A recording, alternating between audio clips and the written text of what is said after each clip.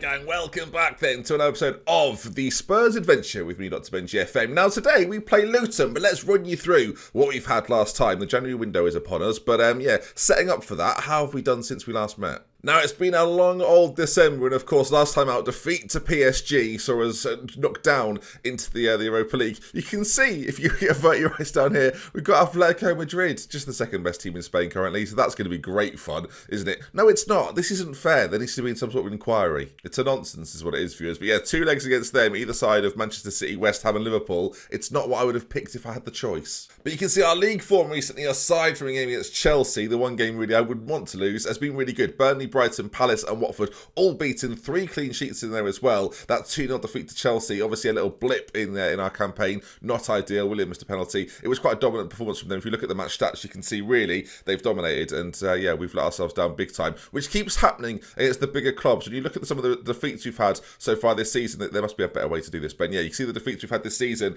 there's a similar theme. Chelsea, Valencia, PSG, Leeds, but no, you can see some of the sides we've been beaten by, or at least not beaten. There tend to be the bigger teams, and that seems to be a bit of our struggle at the moment. We beat Liverpool, but aside from that, there's not really been a side in there that we've beaten that you could call it maybe a top club or a big club, and that's becoming a problem, I guess you would say. But no, it should be fun today. Luton, and we're going to have a little chat about our team, our transfer situation, as well as our youth candidates that are potentially coming through, so that's going to be exciting too. But this game, really, against Luton, gives us the opportunity, viewers, to give a few of the players that are on the fringes of our squad a chance to showcase their abilities. Gazaniga in goal, Walker-Peters, Foyth, we've got Vertonghen back in the side, Sessegnon at left back, Winks and then Ndombele, with Maddison behind Zlatan Ibrahimovic. Although, the more I think about it, the more I think maybe Dembele should get the start today. I've actually been trialling a few little different pieces. Playing Maddison as a trequartista has been something I've been given a go. When you look at the description for a trequartista, it kind of speaks to what I want Maddison to do. Play similar to an advanced playmaker, drops in between the whole of the opposition's midfield and defence, gets the ball, less defensive efforts required from him, but then when we do attack, everything seems to go through him. And I think when you buy a player like James Maddison, especially with the attributes that he's got, great first touch, really good passing ability, flair, off the ball's very good, vision is quality as well for a 23-year-old. I think that's what we want to be doing. You buy a player like James Maddison, you want to be getting the best out of him. He's the future of this team, in my opinion. Him and Dele Alli are vying for the spot, but Maddison, to me, has just got that little bit more about him, that little bit more forward-thinking ability. So we'll see how we get on. I think there's certainly still a place for Ali in this side, don't get me wrong. I think having the both of them is a real treat for us. But into this game then, a few players struggling with sharpness, but conditioning-wise, we're looking pretty solid. Let's go into this one then. Luton in the FA Cup. It'd be nice to go through after the disappointment of being beaten by Leeds earlier this season. We've got some quality players in the side. We've also got some players that, of course, are looking to showcase their abilities. Having Chiesa and Song on either side, I think that will be the difference maker. Kasinga Lawala plays for them. I think the player up front might be Elliot Lee. Is that good? That's some knowledge. For West Ham, look at that. I'm on fire here. So he'll want to do the business, I imagine. But all in all, you expect a team like this, Glenn Ray and the boys should be beaten. You would hope and assume. Big game for Luton though. Coming to Tottenham Hotspur Stadium, massive game. Come on lads, show them what you can do. And there's going to be question marks. There are a few of these boys going into this January transfer window, so they've got an opportunity here to showcase their abilities. There's a few players out there that I'm looking at, maybe thinking of bringing in, and well, they're going to replace the boys that are playing in this game. That's the situation we're in. Question is though, can we start well? Can we score a goal? That would all be preferred. 15 minutes in, Luton yet to concede. I guess we give them the credit for that, do we?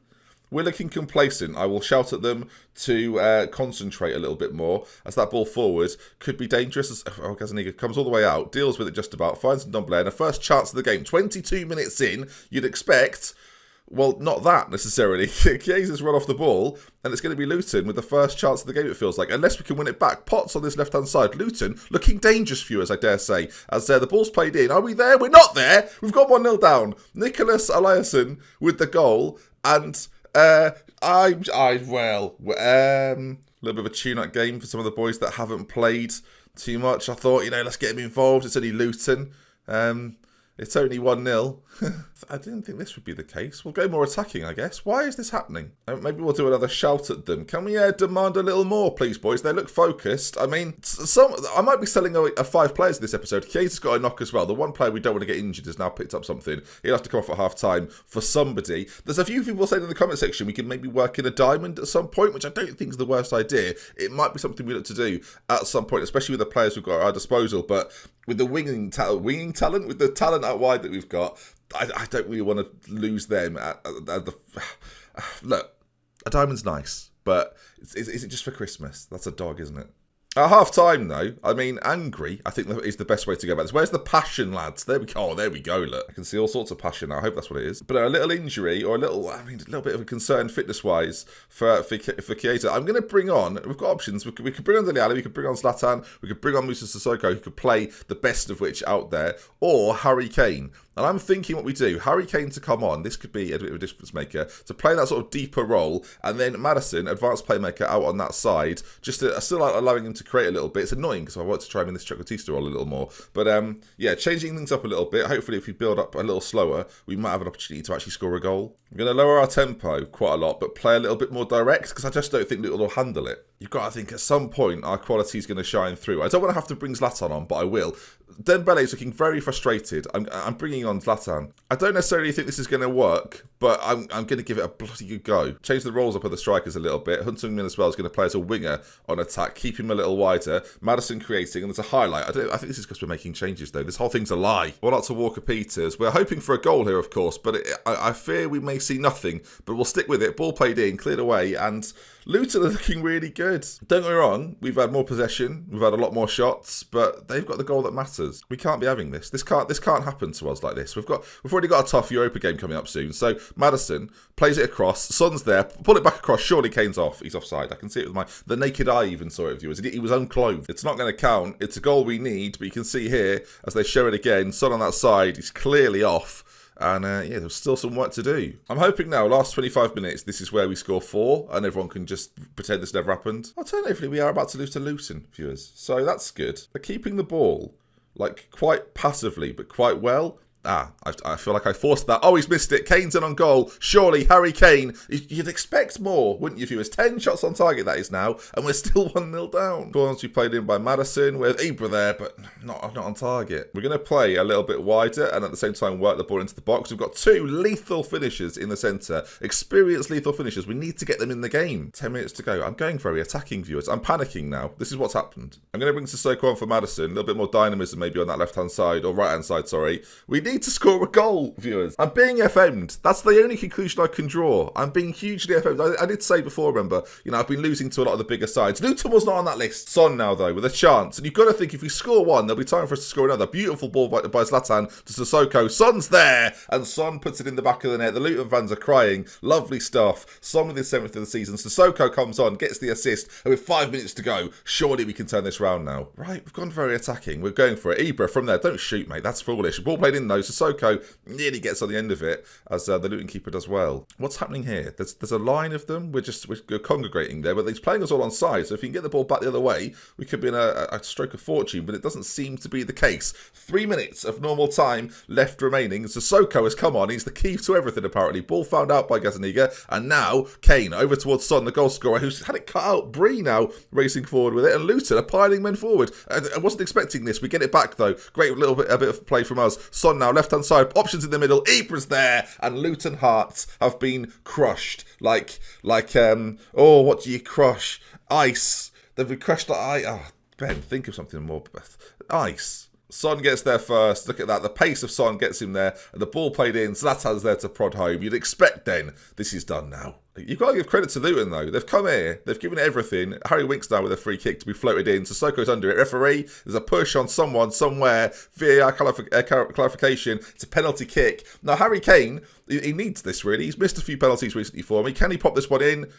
He's not doing them anymore. We need to make a decision. 40 seconds left, right at the end of the game, an end highlight. For the first time this season, I feel like it's not going well, has it? Behind for a goal kick, and that, my friends, should in theory be that. 2-1 winners in a convincing win against Luton Town, who get all the plaudits from me today.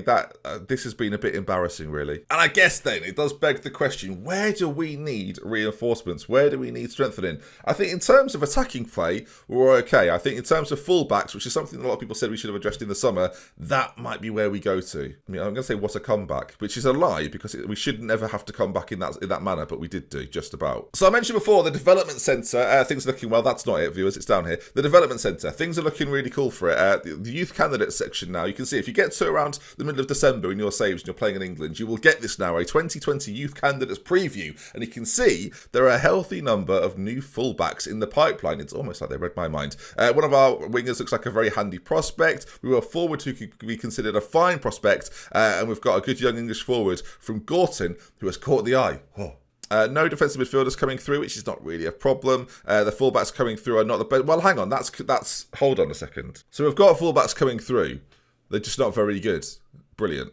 No wing-backs coming through either. Most of the new central midfielders do not look like they'll ever be good enough to play for the first team. Promising. Well, my positive attitude, viewers, has just been destroyed one comment at a time by a very mixed preview. But yeah, we'll find out in March just how good these boys are. That'll be in a few episodes' time, of course. So as long as you know that Moussa Dembele, I should say, is at the bottom of that list, that is the squad as it stands right now. And is there a position where it needs strengthening? I think when you look at the potential of our side, there's some key areas in where we're very good, and that is the attacking, especially the midfield spots as well. The Celso, we could activate his clause. He's got a clause in his contract at £36.8 million.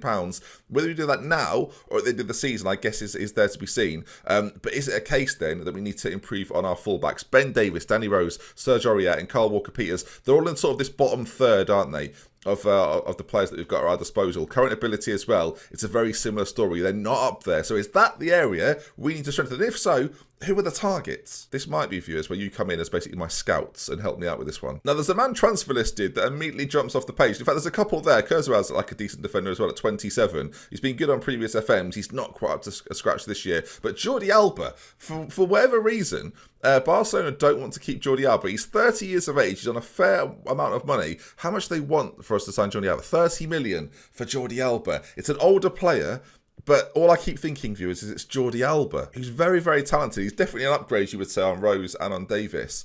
But is he the man for me? I'm not too sure. And these are just, I should clarify as well, these are just players that are transfer lists currently. They're not players that we necessarily, we're not limited to these players. Kappa over at Bilbao, decent player, but again, probably not cut out for our level. Let's take away the transfer list, the filter. So sticking with that right-hand side, in terms of players going forward, someone like Max Aarons is quite an interesting option. Young English, lots of potential. Not highly rated, though, by our scouts. This would be a good signing, but very similar to what we've got at the moment. Is there a potential to actually improve in this position? Nelson Semedo at Barcelona as well, of course. We're looking at Jordi Alba from Barcelona. Maybe Semedo is another option for us. Or someone like Ricardo Pereira at Leicester at the moment, doing really well for them. Is he the sort of player we go for? I don't know, gang. Is there someone on this list you can see there that is worth us maybe taking a closer look at? I'm going to obviously have a little look through. There's obviously players there that could maybe improve us, but there's not too many obvious standouts like Nacho and Joe Gomez. I just don't think we're going to get them. Carl Walker, bringing him back to Spurs, seems like a bit of an oddity.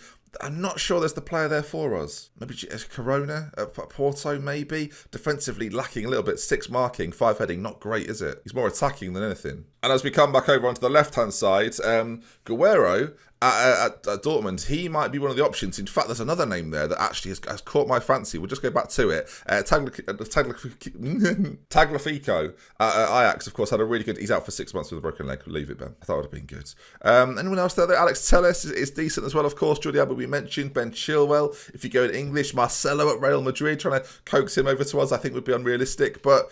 There's names there, there's options there. Comment section. Again, we're sort of using you a little here. I think it's nice to get you involved, though. What are you thinking in terms of fullbacks? Is there an obvious choice for us there? Because I reckon we can get all of these players. We've got 52 million in the bank.